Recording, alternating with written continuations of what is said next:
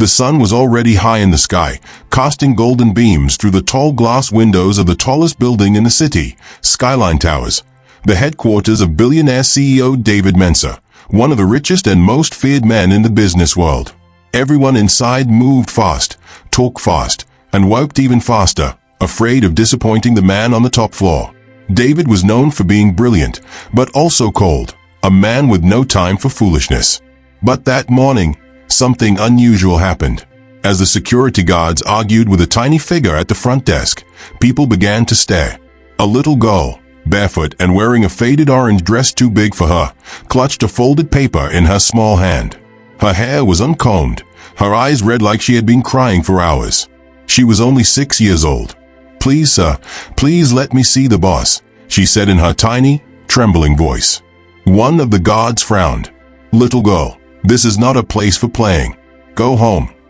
"I don't have a home," Vera said quietly, her voice breaking. "My mummy is dying, and I need a job to pay the hospital bill. Please. I can sweep or wash plates, anything." The lobby fell silent. One of the secretaries, a young woman named Mara, watched from her desk with wide eyes. She felt a sharp pain in her chest as she looked at the girl. Something about her was different. Brave. Desperate. "Let her come," Amara whispered to the guards. "Please." Reluctantly, the guards moved aside. Vera took a deep breath, hugged the crumpled paper to her chest, and walked past the staring crowd towards the golden elevator. On the top floor, David Mensa sat in his giant office surrounded by glass walls, typing fast on his sleek laptop. He didn't look up when the door opened. "Mr. David, sorry to disturb," Amara said softly. "But there's a little girl here to see you. She's 6 years old." David frowned. "A child?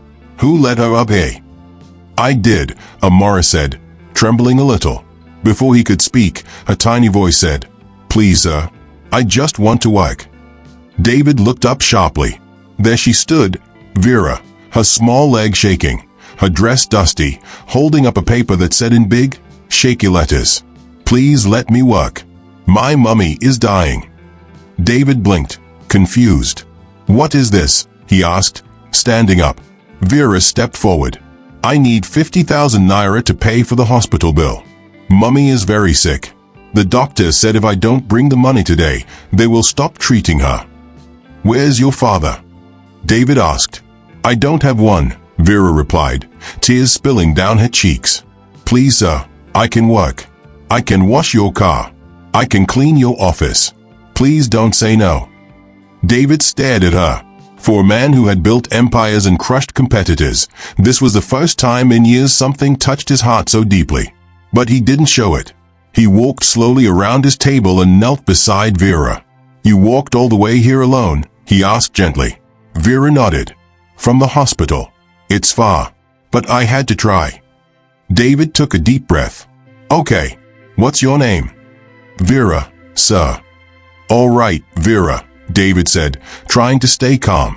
"You won't clean my car office, but I want you to sit here and tell me everything. Start from the beginning." Vera sat on the soft chair and began to speak. And as she spoke, David Mensa, the man who had once said he had no time for emotions, felt something strange happening in his chest. His heart was melting. But just as Vera reached the part where her mother fainted and was rushed to the hospital, David's phone rang. He picked it up. The voice on the other end said something that made his face change. "What? Which hospital?" "All right. I'm coming right away." He stood quickly. "Vera," he said firmly, "let's go. We going to the hospital." She blinked. "You believe me?" "I do now," David replied. "And I won't let your mummy die."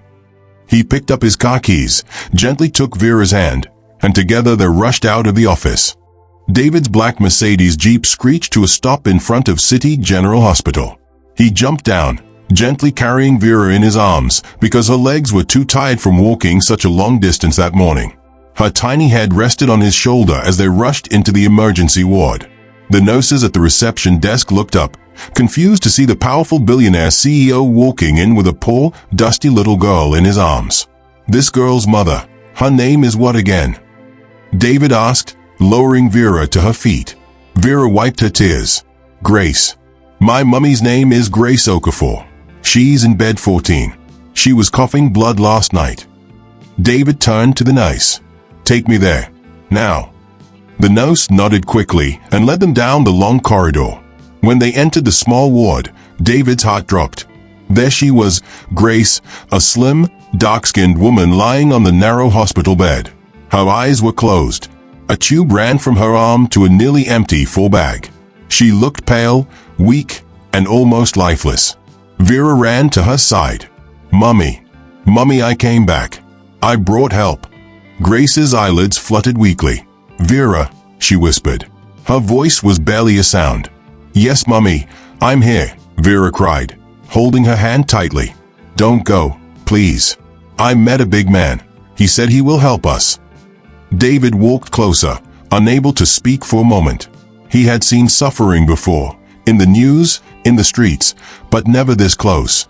Not in a hospital where someone was fighting for their life with no one to fight for them, except a 6-year-old child. How much is needed for her treatment? David turned to the nurse. 50,000 naira for the deposit. But the full treatment may go over 100,000, the nurse replied. David brought out his checkbook and wrote a check for 500,000 naira. Please use this to treat her fully, and keep the rest for medication and feeding. I don't want to hear that anything is lacking. The nurse gasped. So, this is too much. David raised his hand. No argument. Just act fast. Vera turned to him, her eyes wide. So, you're like an angel. David knelt again and looked her in the eyes. No, Vera. I'm just someone who's been too busy to see what matters. But you reminded me. Later that evening, Grace had been moved to a private ward. Her color was slowly returning, and she was now resting peacefully. Vera sat beside her on the hospital bed, holding her mummy's hand. For the first time in many days, she smiled. David stood by the window, watching quietly. A soft knock came on the door. It was Amara, the secretary from his office. She held a small food flask and some juice. I brought something for the girl, she said. She hasn't eaten all day. David turned to Vera. Are you hungry? Vera nodded shyly. But I don't have money to pay for food. David smiled. It's free, Vera. You've paid enough just by being brave. She smiled wide as she collected the food. Her tiny hands shook with hunger as she began to eat quickly. David watched her, then looked at Grace sleeping peacefully. Then, a thought hit him. Where do they live? He asked Amara. Amara shook her head. From what I heard, they've been sleeping at the hospital corridor for 2 weeks now. They were evicted from their one-room apartment because they couldn't pay rent. David's chest tightened again. He looked back at Vera and walked over. Vera, he said gently, how would you like to come live in a big house? A place with food every day, a soft bed, and a school where you can learn and make your mummy proud. She paused, confused. You mean, live with you? David smiled. Yes, I want to help you both. Not because I feel sorry, but because I see something special in you. Vera blinked, stunned. You really mean it? Yes, he replied, but only if your mummy agrees when she wakes up. At that moment, Grace stirred again. Vera, she whispered, opening her tired eyes. Who is this man? Vera jumped and hugged her mother. Mummy, he's our helper. He saved your life. David stepped forward. I'm David Mensah. I want to help you and your daughter, if you'll let me. Grace stared weakly at him, her lips trembling. She opened her mouth to speak, but no words came. Only tears of relief rolled down her cheeks. David reached for a tissue and gently wiped her face. It's okay, he whispered. You're safe now. And for the first time in a long while, the hospital ward was quiet. Just the soft beeping of a heart monitor and the slow hum of the fan overhead. Vera lay curled up beside her mother, sleeping peacefully for the first time in days. Her small hand was placed protectively over her mother's bony arm. David sat quietly on the plastic chair beside them, arms crossed, his mind racing. He couldn't sleep. His eyes kept going back to Vera. The way she walked into his office that morning, barefoot and brave. The way she held that note like it was her only weapon in the world. It haunted him. At exactly 5 a.m., a nurse walked into the room. She greeted David with a surprised look. "Sir, you're still here." David nodded. "She's just a child. I can't leave her." The nurse smiled. "Her mother is doing better. The treatment is working fast, thanks to the early medication." "But," she hesitated. "But what?" "She looks malnourished. Her body is weak. We'll need to run some blood tests. And she may need to be placed on a drip for a few more days. She needs proper nutrition and rest." David sighed. "Do whatever it takes. I'll pay for everything." The nurse smiled again. "God bless you, sir. Honestly, if not for you, they would have lost her by morning." As the nurse left, David stood and walked to the window. The sun was rising slowly, painting the sky with orange and gold. That was when he heard a soft voice behind him. "Sir." He turned around. It was Vera. She had woken up and was sitting up on the bed, rubbing her eyes. "Good morning," David said warmly. "How did you sleep?" "Thank you, sir. I slept fine. Mummy is breathing better now." David walked back to her and sat on the edge of the bed. "You know, Vera, you're very brave. A lot of grown-ups can't do what you did." She looked down and whispered, "Mummy told me that when you love someone, you don't wait, you fight for them." David stared at her. She didn't know, but those words stabbed right through his heart.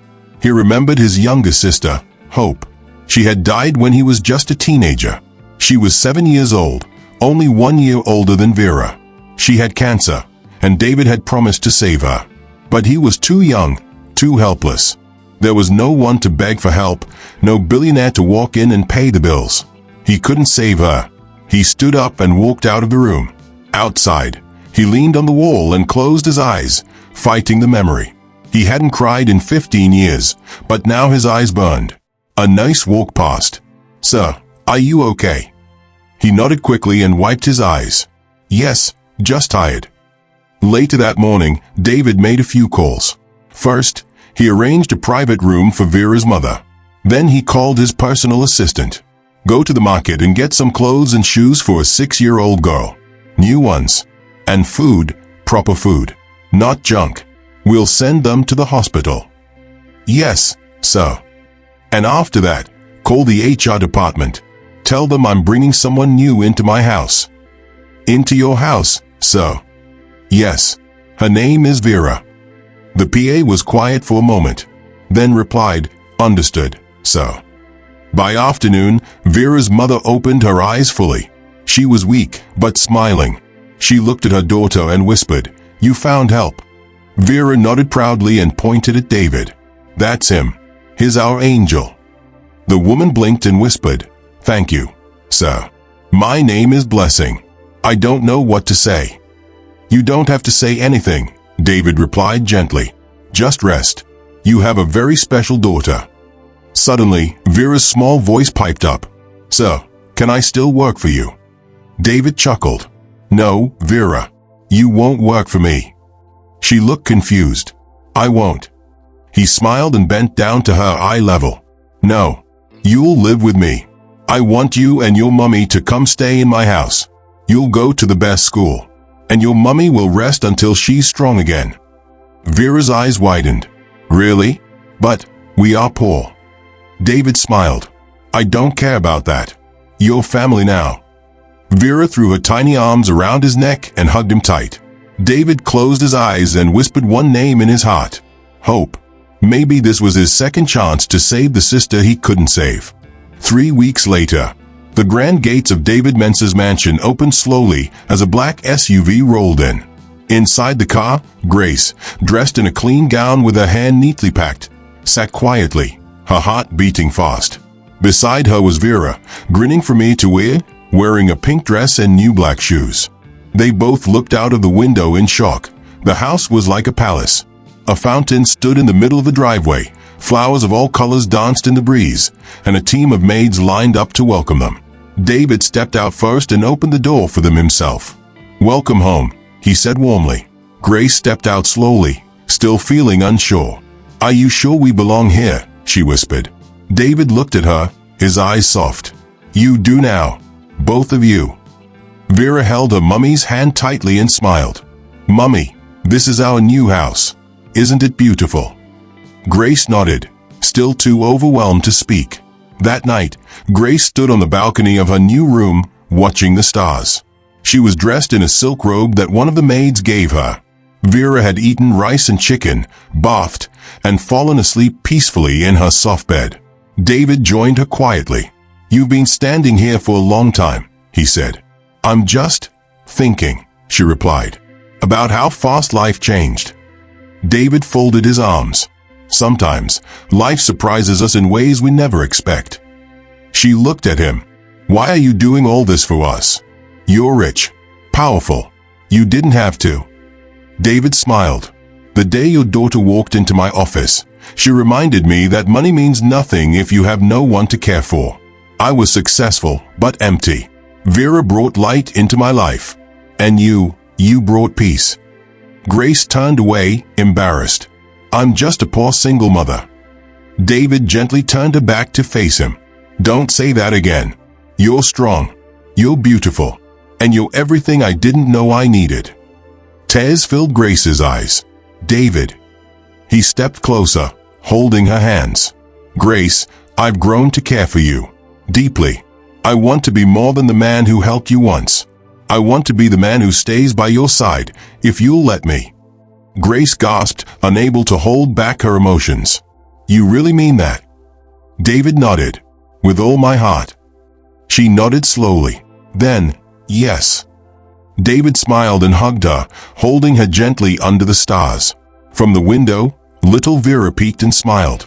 Then she whispered to herself, now I have a mummy, and a daddy too. 1 year later, laughter filled the mansion. Guests in elegant clothes gathered under a big white tent decorated with flowers and golden lights. Today was David and Grace's wedding, a simple but beautiful celebration of love, healing, and new beginnings. Vera ran around with a flower crown on her head, showing everyone her pink dress. My mummy is so pretty, and my daddy is the best. Grace walked down the aisle, holding a bouquet, her eyes shining with joy. David stood at the altar, waiting for her, the same man who once felt he had no heart left. When the pastor said, "You may now kiss the bride," David smiled and kissed Grace gently. The crowd clapped. Vera clapped the loudest. A new chapter had begun, not just for Grace and David, but for little Vera, who once walked into an office with only a paper, a plea, and a heart full of hope. And her hope changed everything. The end. Thanks for watching. If you enjoy this story, please like, share and subscribe for more interesting stories.